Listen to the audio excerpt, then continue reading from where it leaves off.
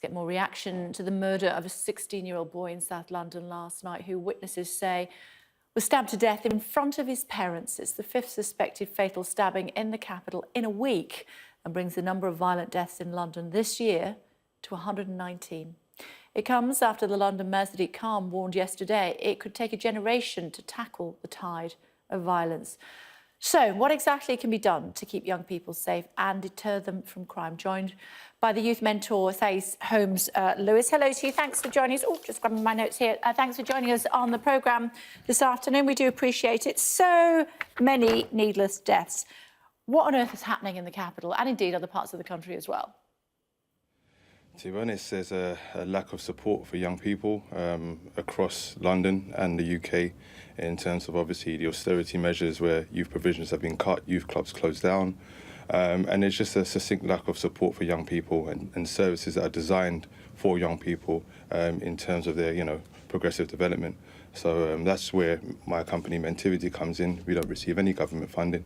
Go straight into the schools and negotiate with the schools to provide mentoring and group work sessions and conversation-based learning sessions to affect positive change in young people. So this is the kind of work that is needed to kind of counteract what's happening in and across London.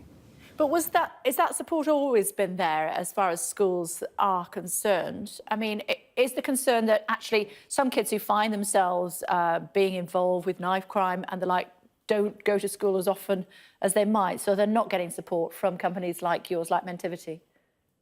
Yeah, I mean, that's the real issue, is that, exclusions have really spiked, especially over the last 10 years, coupled with the closure of, youth clubs and lack of sports provision and positive activities for young people. So it's very hard to reach. And, looking at the mayor's interview yesterday regarding, police intervention, that's always at the end of the spectrum, and we need more early intervention with young people before they become disaffected and go into this life of crime and kind of just disaffection.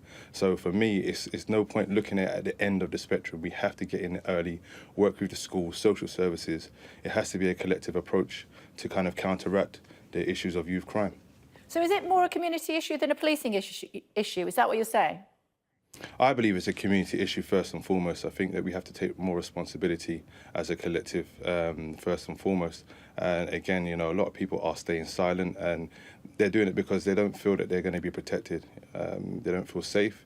And, that's down to, lack of policing or lack of relationship between the community and police. So for me, we have to try and solve it ourselves. We have to try and solve this issue by setting up, organisations like Mentivity, going and working with young people, which is, we're consulting these young people as to what they need and how they need support. And far too often it's a top-down approach.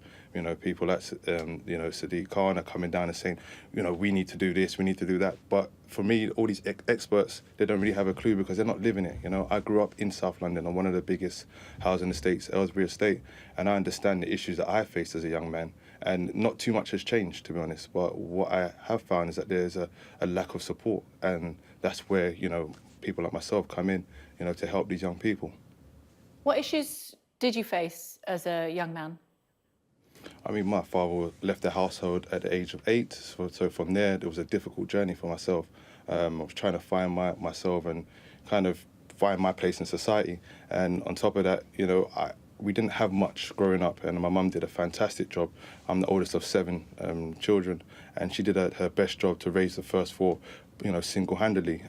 But I needed support from a father figure who was lacking in my life, and that came 6 years down the line through football, which is a guy called Abdullah Ben Kamal, who, if I didn't come into contact with him and play football and really focus on something that I was passionate about, then I don't know where I would have been. And it's role models like that that gave me the inspiration to set up Mentivity and give the support that I needed as a young man to the young people within my community.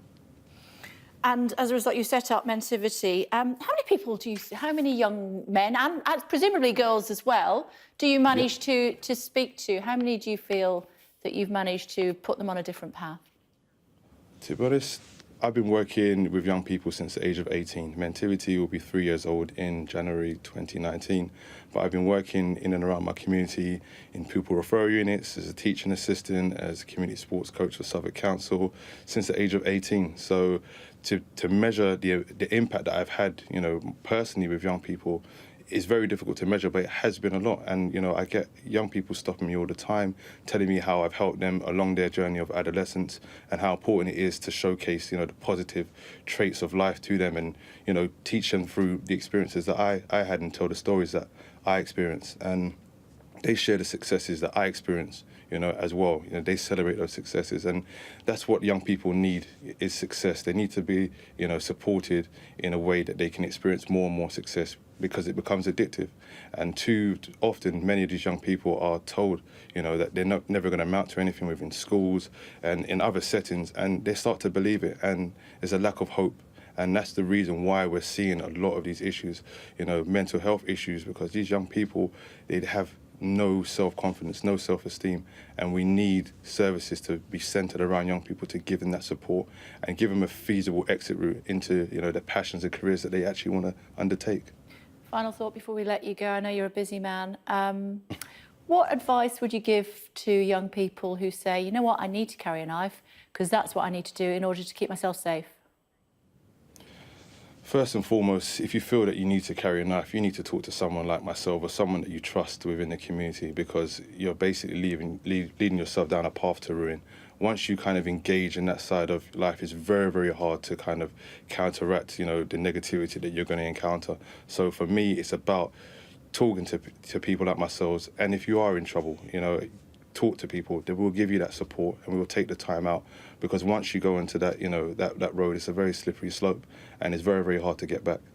Okay, good to talk to you. Thanks very much indeed for the great work you're doing, for taking the time to talk to us this afternoon. We appreciate it. Thanks. What's happening as far